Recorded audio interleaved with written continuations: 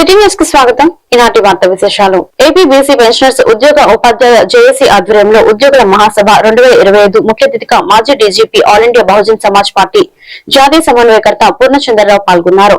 ఈ సందర్భంగా జై పూర్ణచంద్రరావు ఏపీ పెన్షనర్స్ జేఏసీ అధ్యక్షులు రంగనాయకులు మాట్లాడుతూ బీసీలకు అన్ని రంగాల్లోనూ తీరని అన్యాయం జరుగుతుందని, పదే పదే ఇలాగే జరుగుతున్న పాలక వర్గాలు మాత్రం ఈ విషయాన్ని కావాలని పట్టించుకోవడం లేదన్నారు. All India Bahujan Samaj party జాతీయ సమన్వయకర్త మాజీ డీజీపీ డాక్టర్ జై పూర్ణచంద్రరావు మండిపడ్డారు. ఈ కార్యక్రమంలో ఏపీలోని అన్ని జిల్లాల నాయకులు పాల్గొన్నారు. ఈ రోజున విజయవాడలో BC pensioners, employees and teachers Mahasabha JAC ఆధ్వర్యంలో నిర్వహించారు.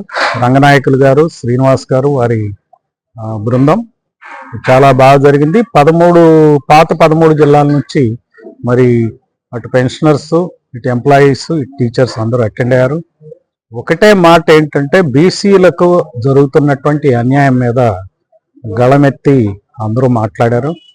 ఈ రోజున రిజర్వేషన్ల ప్రక్రియలో బీసీలకు జరిగేటువంటి అన్యాయం గురించి చర్చకు వచ్చింది. ఇప్పుడు డిఎస్సి టీచర్ల సెలక్షన్లో జరిగినటువంటి అవకతవకల మీద చాలా ఆందోళన వ్యక్తపరిచారు. ఇక్కడికి వచ్చినటువంటి టీచర్స్ కానీ మిగిలిన బీసీ ఉద్యోగులు గతంలో డిఎస్సి సెలక్షన్స్ నిర్వహించినప్పుడు మెరిట్ లిస్టు ఇచ్చారు. ఆ తర్వాత సెలక్షన్ లిస్ట్ ఇచ్చినాకనే సెలక్షన్ లెటర్స్ పంపించారు. అయితే దానికి భిన్నంగా ఈసారి సెలక్షన్ లిస్టు ప్రకటించకుండా మరి సెలక్షన్ లెటర్లు ఇస్తున్నారు. బీసీ పోస్టుల్లో మరి స్పోర్ట్స్ కోటా అభ్యర్థులతో నింపటం అనేది జరుగుతూ ఉంది. మరి రోస్టర్ కమ్ మెరిట్ ప్రకారం సీనియారిటీ లిస్టులు డ్రా చేస్తే ఆ సీనియారిటీ ప్రకారం ప్రమోషన్లు ఇవ్వాలి, కానీ మరి టీచర్స్కి అక్కడ కూడా అన్యాయం. ఇట్లా చూస్తూ ఉంటే బీసీలకు జరిగే అన్యాయం అంతా కాదు. అసలు చట్టసభల్లోనే బీసీ ఎమ్మెల్యేలు 40 మందే ఉన్నారు. 175 మందికి 90 దాకా ఉండాలి జనాభా దామాషా పద్ధతిలో. మరి కులగణన చేసింది గత ప్రభుత్వం. దాని ప్రకారం 52% బీసీలు ఉన్నారని తేల్చింది. మరి 52% రిజర్వేషన్లు ఇవ్వాల్సింది పోయింది, ఇవ్వట్లే ఈ రాష్ట్ర ప్రభుత్వం. అంతేకాకుండా 34% రిజర్వేషన్లు ఇస్తాం, స్థానిక సంస్థల్లో రిజర్వేషన్లు ప్రొవైడ్ చేస్తామని కూడా ఈ ప్రభుత్వం బీసీలకు మొండి చేయి చూపిస్తుంది. టీడీపీ మేనిఫెస్టోలో బీసీ రక్షణ చట్టం తెస్తామని చెప్పి దాని గురించి కూడా ఈ ప్రభుత్వం ఉలుకు పలుకు లేదు. అంటే చంద్రబాబు నాయుడు ప్రభుత్వం బీసీలు అంటే చాలా సబ్జెక్ట్కి వెళ్ళండి. ఓకే, నా పేరు మాదాస్ రంగనాయకులు. నేను Andhra Pradesh pensioners, employees and teachers JAC chairman. మేము ఇంతవరకు గత 4 ఏళ్ల నుంచి ఉద్యమాన్ని చేస్తున్నాం. రేపు రిజిస్ట్రేషన్ చేసే పరిస్థితిలో ఉన్నాము. ఆ రిజిస్ట్రేషన్ చేసిన తర్వాత మొదటి మహాసభగా కొన్ని వేల మందితోటి మేము మండల స్థాయి నుంచి నిర్మాణాలు చేసుకొని జిల్లా స్థాయి, రాష్ట్ర స్థాయిలో కొన్ని వేల మందితోటి మేము మా యొక్క హక్కుల కోసం మహాసభలు నిర్వహించుకునేటువంటి పరిస్థితికి మేము వస్తామని ఇందు మూలంగా తెలియజేస్తున్నాము. ఎంతమంది? ఓకే, ఈ 1 ఇయర్ తర్వాత మేము దాదాపు అంటే 2000కు తగ్గకుండా మహాసభలు నిర్వహించుకుంటాం. టీడీపీ రాష్ట్ర అధికార ప్రతినిధి నాగుల్ మీరా విజయవాడ ఎంపీ కేశినేని చిన్ని కార్యాలయంలో మీడియా సమావేశం ఏర్పాటు చేశారు. ఈ సందర్భంగా నాగుల్ మీరా మాట్లాడుతూ విజయవాడ ఉత్సవపై ఎంపీ కేశినేని సింగ్నాథ్ పై వైసీపీ నేతలు దేవినేని అవినాష్, వెల్లంపల్లి శ్రీనివాస్ చేసిన అనుచిత వ్యాఖ్యలను ఖండించారు. దసరా ఉత్సవాలను 100 ఏళ్లుగా ఎంతో వైభవంగా జరుగుతున్నాయి. దుర్గగుడి అభివృద్ధి టీడీపీ హయాంలోనే జరుగుతుందనే విషయాన్ని వైసీపీ నేతలు గుర్తుపెట్టుకోవాలని, దసరా సందర్భంగా విజయవాడకి వచ్చే పర్యాటకులు, భక్తులకు విజయవాడ వైభవం తెలిసే విధంగా విజయవాడ ఉత్సవపై ఎంపీ కేశినేని సింగ్నాథ్ ప్రత్యేక దృష్టి పెట్టారు. విజయవాడ ఉత్సవ్ వివిధ ప్రాంతాల నుంచి వచ్చే భక్తులకు విజయవాడ వైభవం చూపించడమే ప్రధాన ఉద్దేశమన్నారు. ఎంపీ కేశినేని సింగ్నాథ్ ప్రజల భావాలకు, ఆకాంక్షలకు అనుగుణంగా పనిచేస్తారు. ప్రజలు తిరస్కరించిన వైసీపీ నేతల మాటలు పట్టించుకునే ప్రసక్తి లేదన్నారు. ఇక్కడ పెట్టుకొని రెడీయా?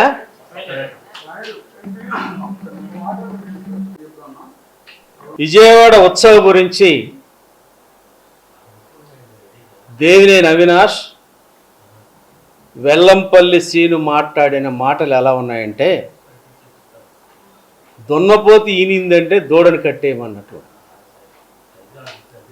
అసలు విజయవాడ ఉత్సవం ఎందుకు పెట్టారో అనేది కనీస అవగాహన లేకుండా మాట్లాడుతూ ఉన్నారు. దుర్గగుడి ఉత్సవాలను పక్కన పెట్టి విజయవాడ ఉత్సవం మీద దృష్టి పెట్టారనేటువంటి మాటలు మాట్లాడుతున్నారు. నాయనా, దుర్గగుడి ఉత్సవాలు నువ్వు పుట్టకముందు, నేను పుట్టకముందు నుంచి ప్రారంభమైనవి. నవరాత్రులు అనేవి ఎంతో ఘనంగా వైభవంగా కొన్ని వందల సంవత్సరాల నుంచి జరుగుతూ ఉన్నాయి. దానిని అద్భుతమైన రీతిలో ఇంకా బాగా జరిగేటట్లు ప్రయత్నించింది తెలుగుదేశం పార్టీ, తెలుగుదేశం ప్రభుత్వం. ఇవాళ దుర్గగుడిని అభివృద్ధి చేసింది, కానీ ఇవాళ దుర్గగుడి చుట్టుపక్కల ఉన్నటువంటి ప్రజలను ఖాళీ చేయించి గజానికి 60,000 70,000 రూపాయలు ఇచ్చి వాళ్ళని ఖాళీ చేసి వాళ్ళ దుర్గగుడి చుట్టూ ఒక ఆహ్లాదకరమైనటువంటి వాతావరణాన్ని తీసుకొచ్చింది చంద్రబాబు నాయుడు గారు, తెలుగుదేశం ప్రభుత్వం. కాబట్టి వాళ్ళ ఉత్సవాలను ఘనంగా చేసే కార్యక్రమాన్ని ప్రభుత్వ అధికారులు, ప్రభుత్వ యంత్రాంగం, ఎండోమెంట్ చూస్తూ ఉన్నది. ఈ నేపథ్యంలో విజయవాడ ఎంపీ కేశినేని శివనాథ్ చిన్ని గారు ఒక సాహసవంతమైన నిర్ణయానికి శ్రీకారం చుట్టాడు. ఈ దసరా నవరాత్రులకి విజయవాడ నుంచి, రాష్ట్రం నుంచి, దేశం నుంచి ఎన్నో లక్షల మంది భక్తులు విజయవాడ నగరానికి వస్తున్నటువంటి ఈ శుభ సందర్భంలో విజయవాడ వైభవాన్ని ఈ దేశానికి, ప్రపంచానికి చెప్పాలనేటువంటి ఒక అద్భుతమైన సంకల్పంతో విజయవాడ ఉత్సవ పేరుతోటి కార్యక్రమానికి శ్రీకారం చుట్టాడు. ఇది చాలా వ్యయంతో కూడుకున్నటువంటి కార్యక్రమం. అంటే ఆ భక్తులకి విజయవాడ నగరానికి వచ్చినప్పుడు ఎంతో ఆహ్లాదకరమైనటువంటి వాతావరణాన్ని భక్తులకి ఇవ్వాలి, వాళ్ళని సంతోష పెట్టాలి. ఇవాళ క్రీడారంగం కానివ్వండి, ఎగ్జిబిషన్ కానివ్వండి, ఇండస్ట్రియల్ ఎగ్జిబిషన్ కానివ్వండి, వ్యవసాయ రంగంలో అత్యధిక పనిముట్లు. మీడియాలో శుక్రవారం రాత్రి డయేరియాతో ఓ వ్యక్తి చనిపోయాడని వచ్చిన వార్తలన్నీ అవాస్తవమని ఎన్టీఆర్ జిల్లా డిఎంహెచ్ఓ సుహాసిని స్పష్టం చేశారు. ఈ సందర్భంగా న్యూ రాజరాజేశ్వరిపేట వద్ద ఏర్పాటు చేసిన డయేరియా మెడికల్ క్యాంపులో ఆమె మీడియాతో మాట్లాడుతూ, కుటుంబ కలహాల వలన మద్యం సేవించిన వ్యక్తి గుండె నొప్పితో ప్రభుత్వ ఆసుపత్రిలో చికిత్స తీసుకుంటూ మరణించినట్లు వైద్యులు స్పష్టం చేశారని తెలిపారు. హెల్త్ బాగోలేదని చెప్పి మా దగ్గరికి పేషెంట్ను తీసుకురావడం జరిగింది. అప్పటికే ఆ పేషెంట్ బాగా క్రిటికల్ పరిస్థితిలో ఉన్నారు. దగ్గరుండి నేనే వేరే హాస్పిటల్ కి పంపించడం జరిగింది. అప్పటికే హాస్పిటల్ నిర్వాహకులు గుండెకు సంబంధించిన వ్యాధితో మరణించినట్లు మాకు తెలియజేశారు. మీడియాలో ఒక వ్యక్తి విరోచనాలు, వాంతులతో చనిపోయాడని మీడియాలో వస్తుందని నా దృష్టికి వచ్చింది. కానీ అవి నిజం కాదు. వాస్తవాలు మీ ముందు నేను వెల్లడించుకుంటున్నాను. 7:40, 7:45 ఆ మధ్యలో ఒక పేషెంట్ని తీసుకురావడం జరిగింది. సో అతను వచ్చినప్పటికే చాలా బ్యాడ్గా, అతను మొత్తం ఒళ్ళంతా కూడా చెమటలతో, కోల్డ్ ఎక్స్ట్రిమిటీస్ అంటే మొత్తం చుట్టూ ఏది పట్టుకున్నా కూడా చల్లగా ఆ కండిషన్తో పేషెంట్ తీసుకొని వచ్చారు. మేము వెంటనే వైటల్స్ అన్ని ఇది చేసుకొని కేసు చాలా ఇది కార్డియాక్ అని మాకు అనిపించి వెంటనే మేము 108లో ఆ కేసుని షిఫ్ట్ చేయడం జరిగింది. ఆ తర్వాత అతను వాళ్ళ చుట్టాలు వాళ్ళని అడిగినప్పుడు మాకు చెప్పింది ఏంటంటే, ఇతను 10 సంవత్సరాల నుంచి క్రానిక్ ఆల్కహాల్ అని ఎప్పుడూ తాగుతూనే ఉంటాడు. తర్వాత వాళ్ళ ఫ్యామిలీ విషయాలు కొంచెం బాధలుండి ఎవరు లేక ఆయన ఒక్కళ్ళే ఉంటారని, అతని దగ్గర ఎవరు లేరని, అతనికి ఏదో బాగాలేదని ఇందాక తెలిసిన తర్వాత వాళ్ళు మేము వచ్చామో మాకు తెలీదు, కానీ మోషన్స్, వామిటింగ్స్ కాదు, ఇట్లా నల్లగా ఉందని తెలిసి అని చెప్పారు. ఇక వెంటనే మేము పరిగెత్తుకొచ్చాం. అంటే మేము ఇక్కడే ఉన్నాం కదా, ఎందుకు తీసుకురాలేదని నేను అడగడం జరిగింది. సో వెంటనే నేను కేసు అనేది, ఎందుకంటే ఇమీడియట్గా ఆ కేసు చూసిన తర్వాత మాకు అది గుండెకి సంబంధించిందని నాకు అనిపించి వెంటనే కేసుని పంపించడం జరిగింది. ఆ తర్వాత కేసు ఎలా ఉందని ఆ కేసు గురించి నేను క్యాజువాలిటీ వాళ్ళతో అక్కడ డిఏపీతో నేను సంప్రదించినప్పుడు వాళ్ళు అది case chronic alcohol with cardio respiratory ఫెయిల్యూర్తో ఎక్యూట్ ఎంఐతో కేసు ఎక్స్పైర్డ్ అయినట్టుగా చెప్పారు. ఈవెన్ దో దే ఆర్ అదేంటి గుండె హార్ట్ అటాక్ దాంతో చనిపోయారని చెప్పారు. అక్కడికి వెళ్ళిన తర్వాత కూడా కేసు బ్యాడ్గానే వెంటనే వాళ్ళు రివైవ్ చేసడానికి ప్రయత్నించారు. సో ఈసీజీ ఫ్లాట్ లైన్ వచ్చేసింది. తర్వాత వాళ్ళకి చెప్పడం జరిగింది. వాళ్ళు కూడా ఎవరూ లేరు, ఆయన ఒక్కడే ఉంటాడు అని. తర్వాత మా ఎన్సిడి సర్వేలో కూడా ఇతను ఆసుపత్రిలో చనిపోయారు, ప్రభుత్వ ఆసుపత్రిలో అంబులెన్స్ లో చనిపోయారు. ప్రభుత్వ హాస్పిటల్లో చనిపోవడం జరిగిందండి. కృష్ణా జిల్లా గుడివాడలో తీన్మార్ డప్పులు డీజే వాయిద్యాలతో ప్రధాన రహదారుల వెంబడి భారతరత్న డాక్టర్ బిఆర్ అంబేద్కర్ కాంస్య విగ్రహాన్ని నెహ్రూ చౌక్ సెంటర్ లో ప్రతిష్టాపన చేసిన స్థానిక ఎమ్మెల్యే వెనిగండ్ల రాము దళిత సంఘాలతో కలిసి నూతన విగ్రహ ఊరేగింపులో బ్లూ టవల్ తిప్పుతూ సందడి చేశారు. జై భీమ్ నినాదాలతో మారుమోగిన నెహ్రూ చౌక్ ప్రాంగణం. సెప్టెంబర్ 30వ తేదీన రాజ్యాంగ నిర్మాత డాక్టర్ బిఆర్ అంబేద్కర్ గుడివాడలో కాలు పెట్టిన రోజుని దానికి గుర్తుగా అదే రోజు విగ్రహావిష్కరణ అందరి పండుగలా నిర్వహిస్తామని ఎమ్మెల్యే తెలిపారు. దశాబ్దాల కళ నెరవేరుస్తున్న ఎమ్మెల్యేకు ధన్యవాదాలు తెలిపిన అంబేద్కర్ అభిమాన సంఘాలు.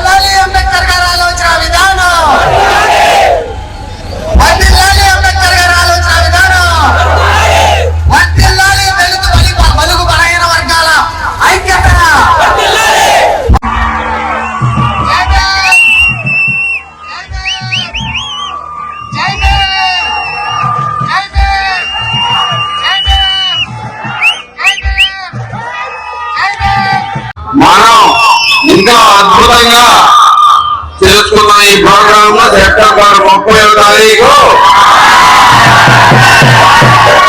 ఎందుకు సెప్టెంబర్ 30 ఏంటి? సెప్టెంబర్ 30 ఏంటి? సాక్షాత్తు అంబేద్కర్ గారి గుడివాడ వచ్చిన రోజు, అంతకి మహానుభావుడు వచ్చిన రోజున మనం అద్భుతంగా ఈ సెంటర్ లో ఈ విగ్రహావిష్కరణ చేసుకుంటున్నాక మన అందరూ అదృష్టం కింద భావిద్దాం. ప్రతి ఒక్కరూ ఆ రోజు క్లియర్ గా మాట్లాడుకుందాం. ఇవాళకైతే ఈ ప్రోగ్రామ్ సక్సెస్ఫుల్ చేసిన ప్రతి ఒక్కరికి థ్యాంక్ యూ. మనం అనుకున్న పని అయ్యింది. ఎప్పటి నుంచో ఉన్న కళ నెరవేరింది మనకి ఈ రోజుకి. విశ్వభారతి విద్యా సంస్థల వ్యవస్థాపకులు చైర్మన్ పొట్లూరి శ్రీమన్నారాయణ 85వ జన్మదినం సందర్భంగా స్కూల్ ప్రాంగణంలో విద్యార్థులు ఉపాధ్యాయుల వద్ద అట్టహాసంగా జరిగాయి. విద్యా ప్రపంచంలో సవాళ్లను పూలబాటుగా మలిచిన శిల్పి, దశాబ్దాల తరబడి లక్ష్యం కోసం దీక్షతో తప్పించిన విద్యా తపస్సి, లక్షలాది తల్లిదండ్రుల విశ్వాసాన్ని అంకురం నుంచి వటవృక్షంగా పెంచుకున్న విజేతల గురుబ్రహ్మకు విశ్వభారతి వైస్ ఫుడ్స్ మరియు పుర ప్రముఖులు, స్నేహితులు, కుటుంబ సభ్యులు శుభాకాంక్షలు తెలుపగా స్కూల్ పిల్లలు డాన్సులతో ఊరూతలూగించారు.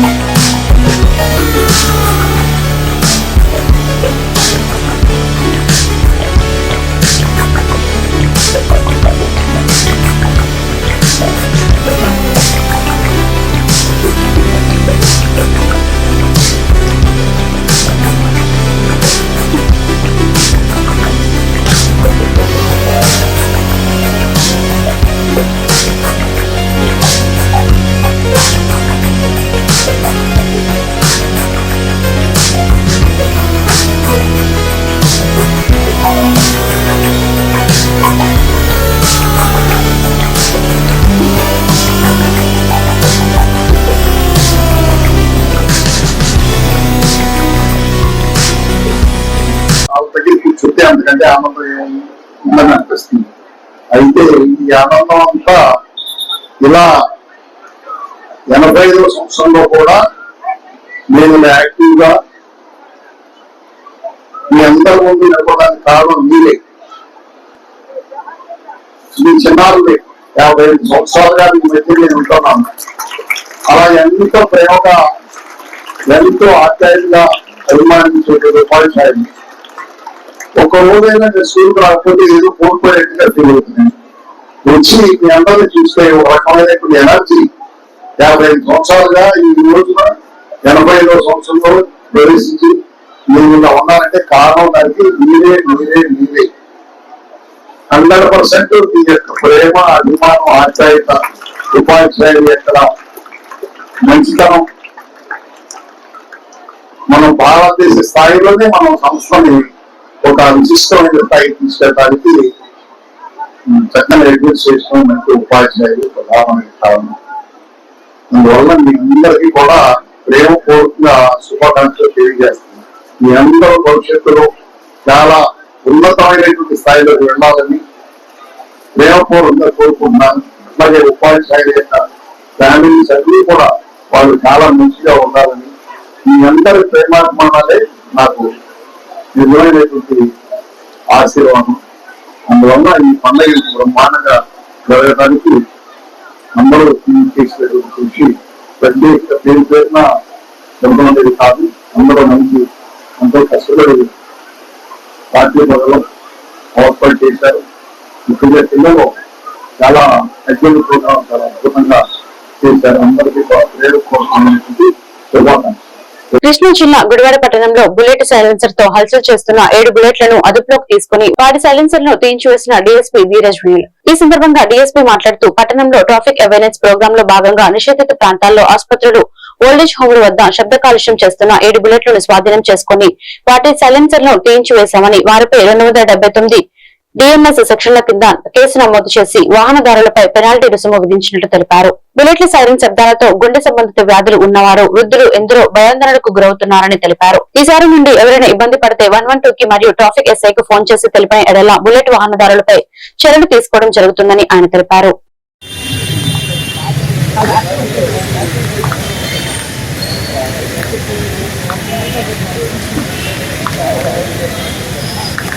పిలిచినట్టున్నారు కదా, నిన్న పిలిచారు, 20 పిలిచారు. మా ఇంటెన్షన్ ఏంటంటే మీరు బాగా ఇబ్బంది పెడుతున్నారు అందరినీ. ఏదైతే ఇంత లౌడ్ సౌండ్ ఉందో, సౌండ్ లేకుండా బండ్లు నడపలేరా మీరు ఎవరు? లేదంటే చెప్పేసేయండి, బండి ఇక్కడ పెట్టేసి ఏదో దాంట్లో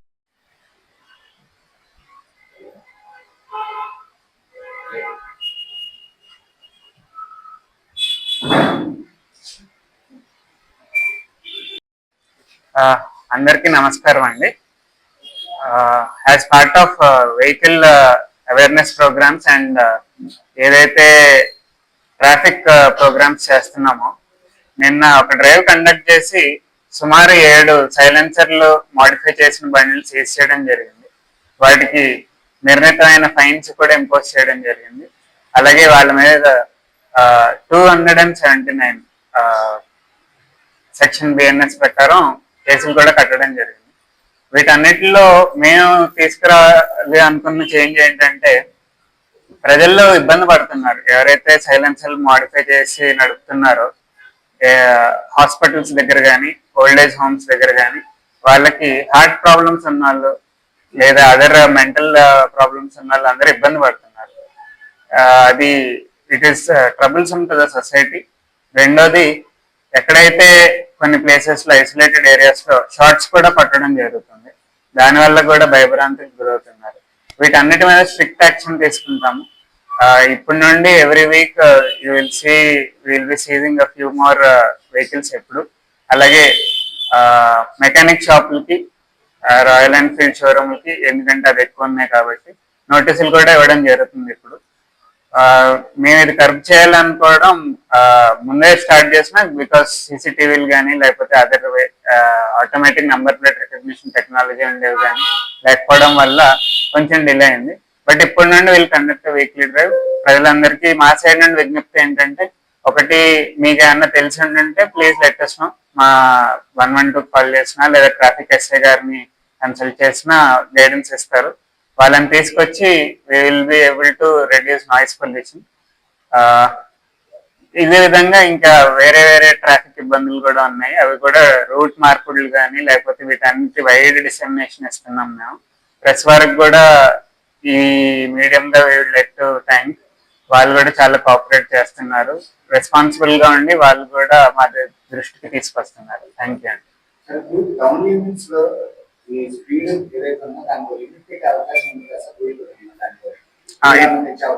యాక్చువల్లీ దానికి మన మున్సిపాలిటీ వాళ్ళు సెట్ చేయాల్సింది ఉందండి. మున్సిపల్ కమిషనర్ గారితో ఒక చర్చ నిర్వహించి we will take necessary action. ఇంత సైంటిఫిక్ గా దాన్ని డిసైడ్ చేయాలి, ఆర్బిటరీ నెంబర్ కాకుండా 40 30 అని కాకుండా దానికి వెహికులర్ మూవ్మెంట్ ఒకటి. ఈ వార్తలు ఇంతటితో సమాప్తం. మరొక బిల్టన్ మళ్ళీ కలుద్దాం. నమస్కారం.